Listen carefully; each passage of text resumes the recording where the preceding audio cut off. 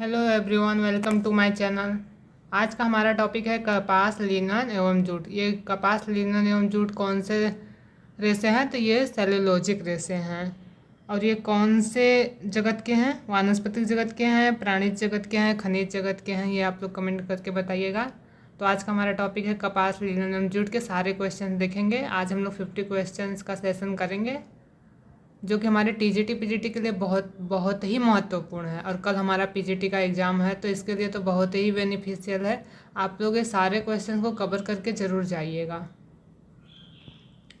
आइए देखते हैं पहला क्वेश्चन। ये रहा स्क्रीन पे, और सारे को एक्सप्लेनेशन सहित देखेंगे ताकि हम लोग को क्वेश्चंस को कल कुछ हेल्प मिले।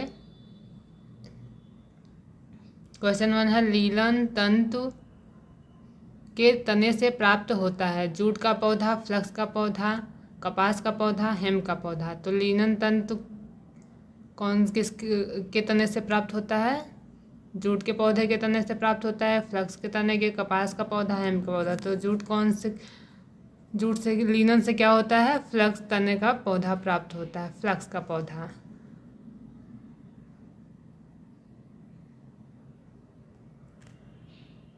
ऑप्शन नंबर ए। देखिए, लिनन के रेशे फ्लक्स नाम के पौधे के तने से प्राप्त किया जाता है। यह पौधा वार्षिक होता है। इसका वानस्पतिक नाम लिनन यूसी टेटिसिमम है। लिनन की खेती मुख्यतः दो उद्देश्य से की जाती है: बीज प्राप्त करना और रेशा प्राप्त करना। इनके बीज से क्या होता है? लिनसीड तेल, पेंट, वार्निश, पॉलिश, लिनोलियम, चिकने कपड़े आदि बनाए जाते हैं। और रेशे प्राप्त करना, इसमें भी दो तरीके से क्या होता है। जो रेशा प्राप्त होता है उसमें नीले फूल वाले लिनन होते हैं, जो कि उत्तम कोटि के होते हैं। और जो सफ़ेद फूल वाले लिनन होते हैं वो निम्न कोटि के लिनन होते हैं। आप लोग का ये क्वेश्चन तो है, इससे भी क्वेश्चन बन सकता है कि उत्तम कोटि के लिनन किस फूल वाले होते हैं और सफ़ेद फूल वाले लिनन कैसे होते हैं। ये सारे क्वेश्चन बन सकते हैं। और बीज से प्राप्त होने वाले ये सब सारे क्वेश्चन बन सकते हैं। क्वेश्चन नंबर 2 है, सीसल कौन सा रेशा है? कृत्रिम रेशा है, तना वाला रेशा है, बीज वाला रेशा है, पत्ती वाला रेशा है? तो सीसल कौन सा रेशा है? पत्ती वाला रेशा है।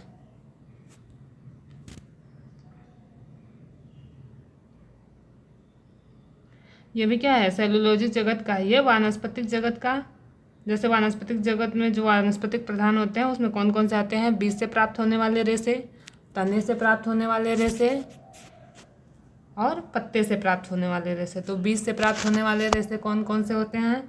कपास और कापोक। तना से प्राप्त होने वाला रेशा लिनन, जूट, हेम्प, रेमी, कोयर, ये सब होते हैं। और पत्ते से प्राप्त होने वाला रेशा कौन कौन सा होता है? सीसल और पिन्ना। तो जो कि सीसल का क्वेश्चन पूछा ही है, और पिन्ना। तो पत्ते से प्राप्त होने वाले रेशे कौन से होते हैं? सीसल और पिन्ना।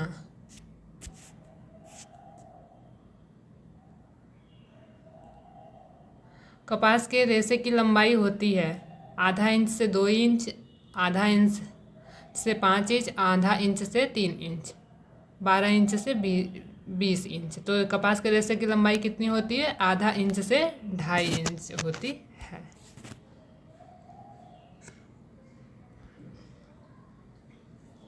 कपास क्या है? तो कपास को क्या बोलते हैं? यूनिवर्सल फाइबर बोलते हैं। ठीक, इसे वाइट गोल्ड के नाम से भी जाना जाता है। और ह्यूमन फ्रेंडली फाइबर है ये। और कपड़ों का राजा भी कपास को कहते हैं। और यह कपास जो शब्द बना है वो अरेबिक भाषा के कोटम से बना हुआ है। और ये 500 पहले प्रयोग में लाया गया रेशा है। अगला क्वेश्चन है, कॉटन शब्द अरबी शब्द कोटोन या क्यूटोन से लिया गया है, जिसका अर्थ है। अभी आप लोग ऊपर क्वेश्चंस देखे ही हैं। तो कॉटन शब्द अरबी शब्द है, कोटोन या क्यूटोन से लिया गया है, जिसका अर्थ है जीते हुए प्रदेश में पाया गया पौधा। Option number D. लिनन कहाँ से प्राप्त किया जाता है? तो आप लोग अभी ऊपर देखे ही हैं कि लिनन कहाँ से प्राप्त होता है। तो लिनन फ्लक्स के पौधे से प्राप्त होता है। कपास के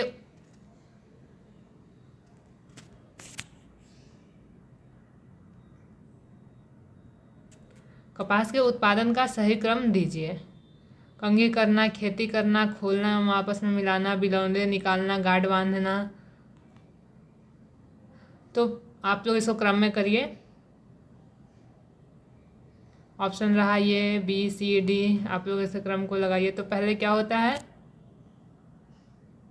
पहले किसी भी फाइबर को कुछ भी करने के लिए पहले हम लोग क्या करते हैं, हार्वेस्टिंग करते हैं, खेती करते हैं। तो अब पहला हो गया खेती करना, दूसरा हो गया खेती करने के बाद कौन सा आएगा, फिर बिनौले निकालना, गांठ बांधना। उसके बाद क्या हो जाएगा, बिनौलों को खोलना एवं आपस में मिलाना, तीसरा हो गया।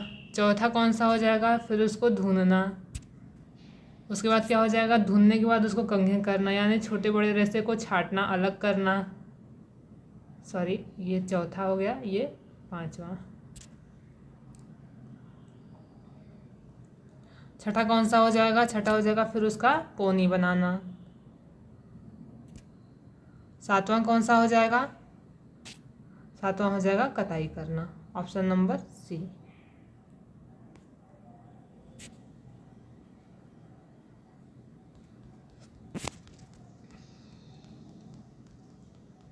बहुत ही इंपॉर्टेंट क्वेश्चन है कल के लिए, आप लोग के पीजीटी के लिए भी, टीजीटी के लिए तो है ही।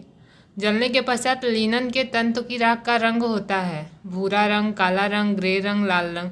जब लिनन जलता है तो वो कैसा राख उसका होता है, और लिनन क्या है, ये सेलुलोजिक जगत का रेशा है, तो इसका राख कैसा होगा, भूरा होगा।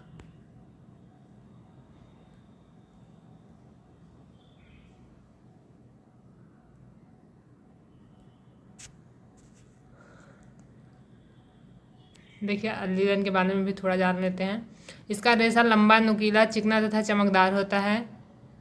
इसकी लंबाई 10 इंच से 40 इंच होती है। इसकी चमक रेशम सिल्क के समान होती है। जो लिनन होता है उसकी चमक भी कैसी होती है, रेशम के समान होती है। ताप का अच्छा सुचालक होता है, जिसके कारण जलने पर कागज जैसी गंध उत्पन्न होती है। इस पर कीड़े नहीं लगते हैं, परंतु फफूंदी लगती है, यानी इस पर कीड़े तो नहीं लगेंगे लेकिन फंगस लगेंगे।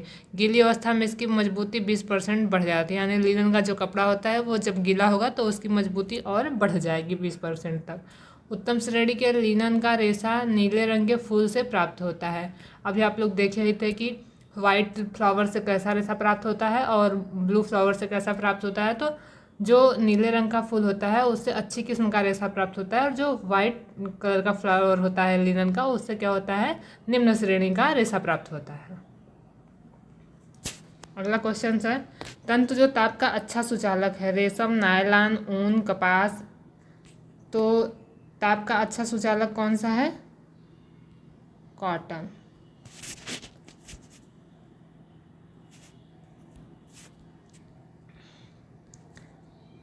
वस्त्र रेशों का राजा किसे कहा जाता है, लिनन को, रेशम को, कपास को, जूट को। तो रेशों का राजा किसे कहा जाता है, कपास को कहा जाता है। ये है यूनिवर्सल फाइबर, इसे वाइट गोल्ड भी बोलते हैं।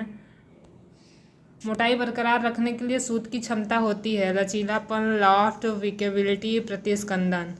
तो जो मोटाई बरकरार रखने के लिए सूत की क्षमता क्या होती है, वो होती है लॉफ्ट। Option number C।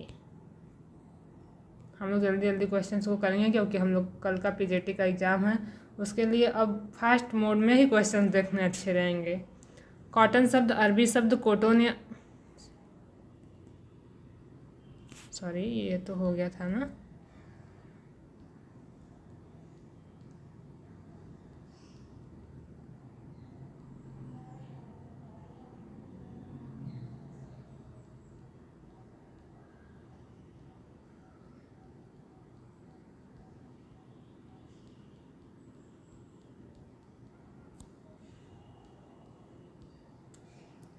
रेशे की सूक्ष्मबीन परीक्षण में जब ऐठी और कोशिका नुमा रचना दिखाई देती है तो वह रेशा होता है सूती, रेयान, रेशम, ऊनी। तो जो रेशे की जो सूक्ष्मदर्शी से जो परीक्षण किया जाता है, जब ऐठी हुई बल खाती हुई फीते के समान जो रेशा दिखाई देता है वो क्या होता है, वो कॉटन होता है।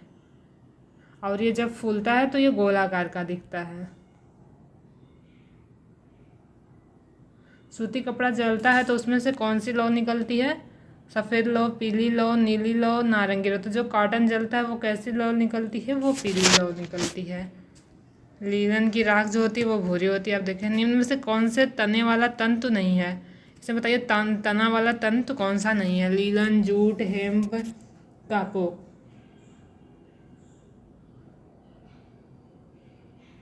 तो बीज से प्राप्त होने वाला कपास और कापोक होता है। ये सब वानस्पतिक जगत के रेशे हैं।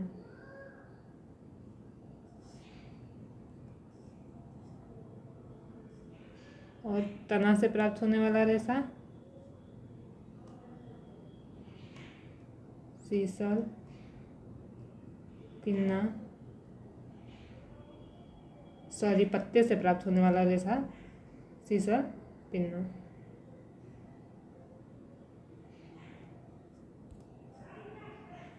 और तने से प्राप्त होने वाला रेशा लिनन, जूट, हेम्प, रेमी और कोयर। तो लिनन, हेम्प, जूट ये कौन सा है? तने से प्राप्त होने वाला रेशा। कापोक क्या है? नहीं है इसमें। दबाने, मोड़ने एवं सिकुड़ने के पश्चात पुनः अपने आकार को प्राप्त करने की रेशों की योग्यता कहलाती है लचीलापन, प्रत्यास्थता, तन्यता, घनत्व। तो लचीलापन क्या होता है? लचीलापन होता है यानी फ्लेक्सिबल होता है। कहीं भी मोड़ दिया जाए, सिकुड़ दिया जाए, उसको दबा दिया जाए तो वो लचीलापन होता है। लेकिन जो प्रत्यास्थता होता है, क्या लिखा? दबाने, मोड़ने एवं सिकुड़ने के पश्चात पुनः अपने आकार को प्राप्त करने की योग्यता कौन से रेशे की योग्यता क्या होती है? वो प्रत्यास्थता होती है। और जो तन्यता और घनत्व, तन्यता यानी इलास्टिसिटी और घनत्व डेंसिटी है। सूती कपड़े को सिकुड़न में निम्न प्रक्रिया से कम होती है। सूती कपड़ों की सिकुड़न कौन सी प्रक्रिया की जाती है? तो सूती कपड़े की सिकुड़न नहीं होती है। तो होता है कौन सा?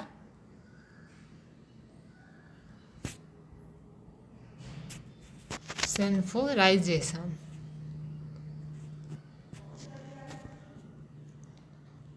सूक्ष्मदर्शी परीक्षण में यह तंतु चपटा व बल खाए फीते के समान दिखता है। ऊन, नायलॉन, रेशमी, कपास। तो अभी हमने ऊपर क्वेश्चन देखा था कि सूक्ष्मदर्शी परीक्षण से देखने पे कपास का क्या रेशा होता है? वो बल खाते हुए फीते के समान दिखता है। Option number D. Linen flax का क्रॉस सेक्शन दर्शाता है कि वह बहुकोण है, त्रिकोण है, अंडाकार है, रेखन के आकार का है। तो लिनन क्या होता है? बहुकोण होता है। किस उत्पाद के लिए ओटाई की आवश्यकता होती है? नायलॉन, रेशम, रुई, उक्त सभी के लिए। तो अभी हम लोग जब क्रम से लगाने की बात कर रहे थे तो ओटना किस में आया था? तो वो आया था कपास में यानी रुई, कॉटन।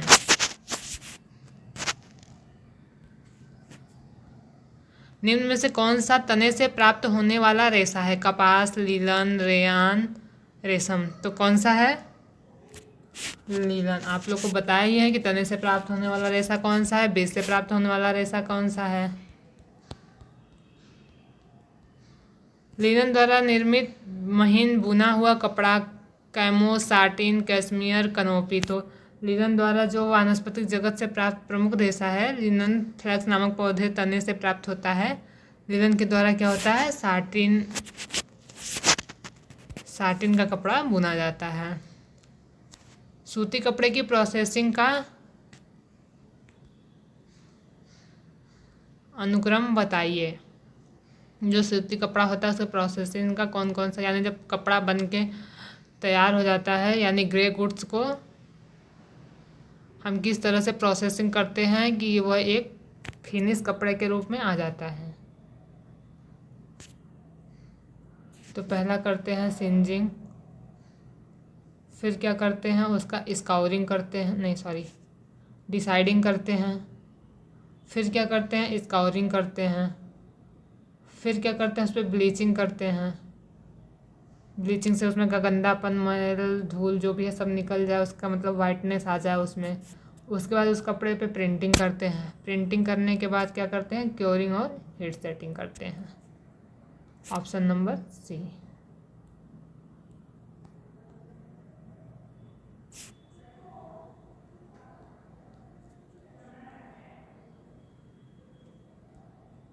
चलिए अगला क्वेश्चन है, सूची एक को सूची दो के साथ सुमेलित करें। कपास किस चीज़ से प्राप्त होता है, अनानास का कौन सा है, अलसी कहाँ से आता है, नारियल की छट्टा से कौन सा, क्या ऐसे सब मिलान करना है, आप बताएं।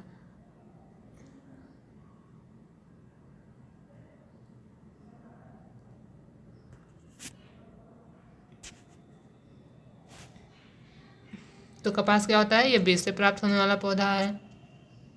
अनानास क्या है, फलों का छिलका है। अलसी क्या है,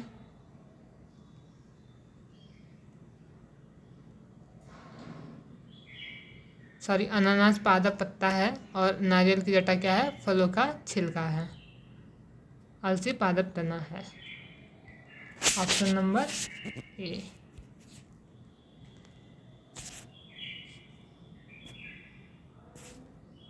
अभी ऊपर सूती वस्त्र तैयार करने के अंतर्गत निम्नलिखित चरणों का सही क्रम में व्यवस्थित कीजिए। अभी आप लोगों ने कॉटन को सही क्रम में व्यवस्थित किया था ना, उनके चरणों को वस्त्र तैयार करने के लिए। आप लोग इसमें भी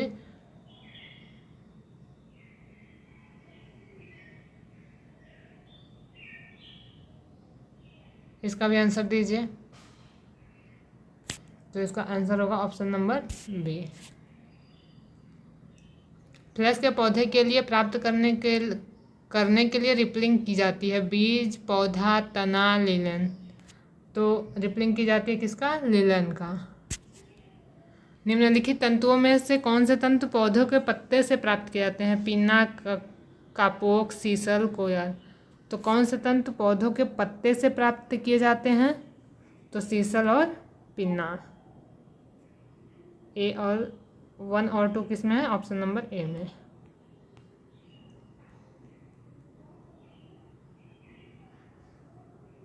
निम्नलिखित में से पुनर्विकसित सेलुलोजिक तंतु कौन से हैं,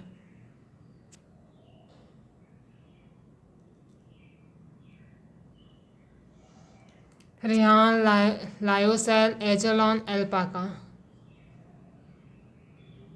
तो पुनर्विकसित सेलुलोजी कौन से हैं, एक तो रेहान है और एक लायोसेल है।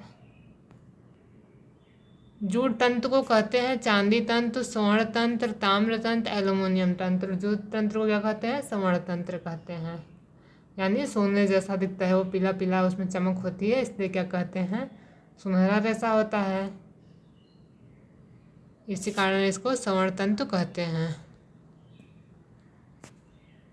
लीलन वस्त्र की प्रक्रियाकरण के सही अनुक्रम को बतलाइए। Rippling, retting, scutching, hackling. Retting, rippling, scutching, hackling, scutching, rippling, retting, hackling, hackling, rippling, retting, scutching. तो इसका option number A, rippling, retting, scutching, hackling. पहले क्या होता है, रिपलिंग होता है, फिर रेटिंग होता है यानी कटाई, फिर रेटिंग गलाना, फिर स्केचिंग होता है, फिर उसको हैकलिंग होता है। लिनन है सिंथेटिक फाइबर, प्राकृतिक फाइबर, मानव निर्मित सेलुलोजिक फाइबर, इनमें से कोई नहीं। तो लिनन क्या है, प्राकृतिक जगत का पौधा है, उसमें भी वो सेलुलोज प्रधान है। प्राकृतिक जगत में भी वानस्पतिक जगत का। ठीक, प्राकृतिक जगत में हमारे कौन कौन से आते हैं, वानस्पतिक जगत के, प्राणिज जगत के और खनिज। तो ये क्या है, प्राकृतिक फाइबर है। Option number B. किस रेशे में ताप व उबलने को सहन करने की क्षमता होती है, ऊन, रेशम, कपास, जूट। तो आप लोग अपने आसपास देखते ही होंगे, कॉटन का कपड़ा सबसे ज़्यादा लोग प्रेफरेंस देते हैं गर्मी में, तो उससे आइडिया लग रहा है कि ताप व उबलने का सहन कौन सहन कर सकता है।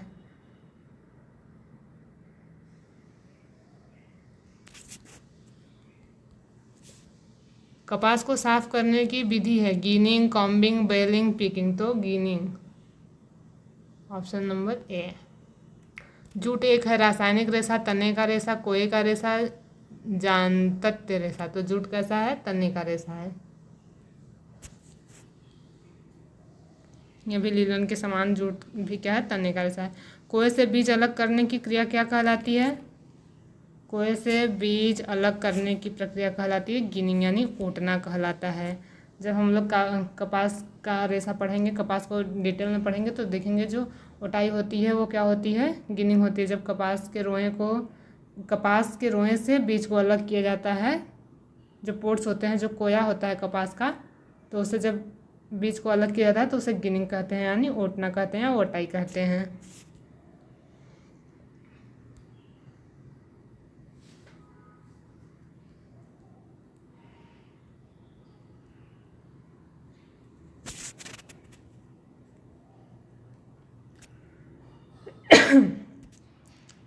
लिस्ट 1 को लिस्ट 2 से मिलान करें। कपास, सिल्क, ऊन, रेयान। तो कपास क्या है? सेलुलोजिक फाइबर है। ऊन क्या है? रेयान क्या है? तो रेयान तंतु है।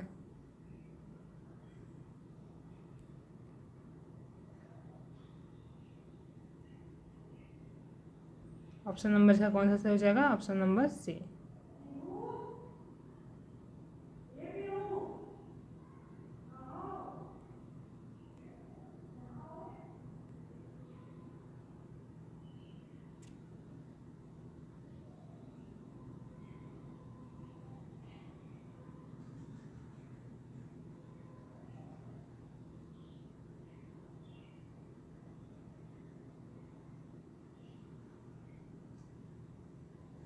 क्रॉस लिंकेज और साइड चेन अधिकांशतः पाई जाती है मानव निर्मित रेशों में, कपास व लिनेन में, प्रोटीन रेशा में, इलास्टोमेरिक रेशा में। तो किसमें पाई जाती है? कपास व लिनन के रेशा में। सूती वस्त्र तैयार होता है भेड़ से, रासायनिक पदार्थ से, कपास से, रेशम कीट से। तो सूती वस्त्र किससे प्राप्त होता है? कपास से प्राप्त होता है। स्टेपल तंतु का उदाहरण है रेशम, डेक्रान, जूट, नायलॉन। तो जूट क्या है? स्टेपल यानी छोटे फाइबर होते हैं। फिलामेंट मतलब लंबे रेशे और स्टेपल फाइबर मतलब छोटे रेशे। अगला क्वेश्चन है सबसे अधिक आर्द्रता अवशोषक का गुण होता है सूती रेशे में, ऊनी रेशे में, रेयान रेशे में, रेशम रेशे में। सबसे अधिक अवशोषकता किसमें होती है? सूती रेशे में। ऑप्शन नंबर ए। बीज वाला तंतु कौन सा है? लीलन, जूट, कपास, हेम्प। तो बीज वाले कौन कौन से तंतु होते हैं? कपास और कापोक होते हैं।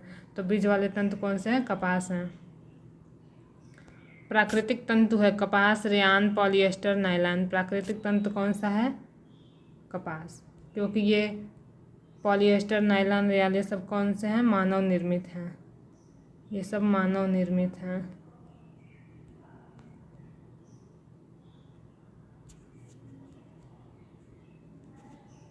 निम्नलिखित में से क्या कपास के लिए उपयुक्त नहीं है? मूल रंजक, जैविक रंजक, बिखरा डिस्पर्स रंजक, टंकी रंजक। तो कपास के लिए क्या उपयुक्त नहीं है? डिस्पर्स डाई उपयुक्त नहीं है।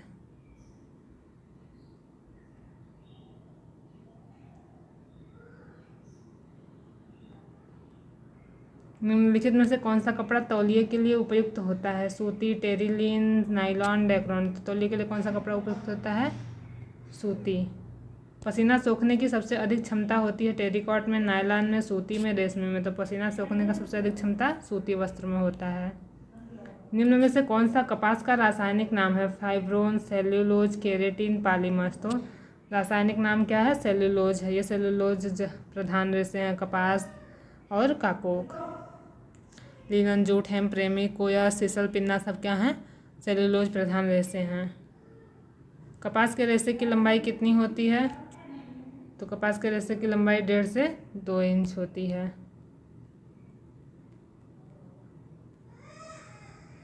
अगला क्वेश्चन है सूती वस्त्र को पारदर्शी और कड़ा करने के लिए से क्रिया कराई जाती है सल्फ्यूरिक अम्ल से, कास्टिक सोडा से, सोडियम परबोरेट से। इनमें से कोई नहीं। तो सल्फ्यूरिक अम्ल से क्रिया कराई जाती है सूती वस्त्र को पारदर्शी और कड़ा करने के लिए। देखिए यहाँ पे एक्सप्लेनेशन भी देख लीजिए। सल्फ्यूरिक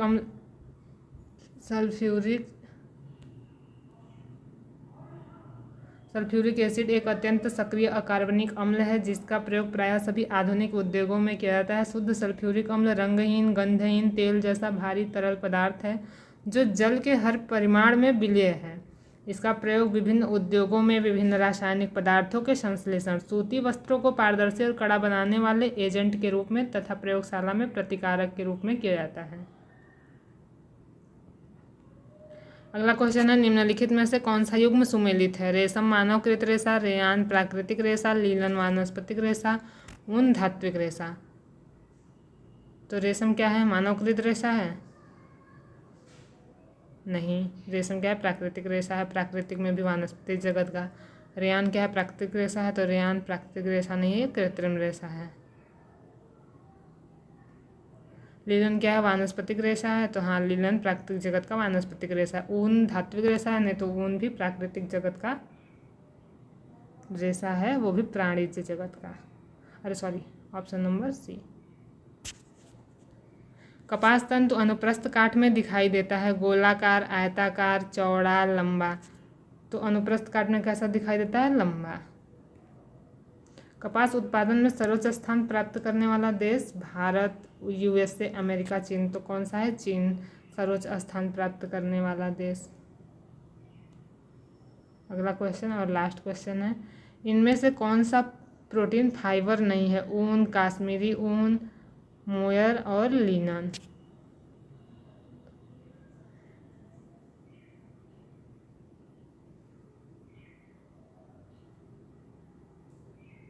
तो फाइबर कौन सा नहीं है? लिनन।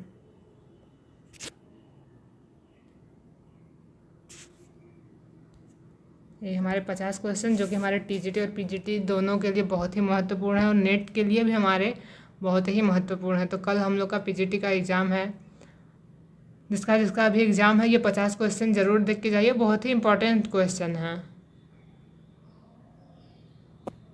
और आप लोग कमेंट करके बताया कीजिए कि कौन सा टॉपिक लाऊं, कौन से क्वेश्चंस कराऊं, मैं ज़रूर कराया करूँगी। Thank you for watching my channel.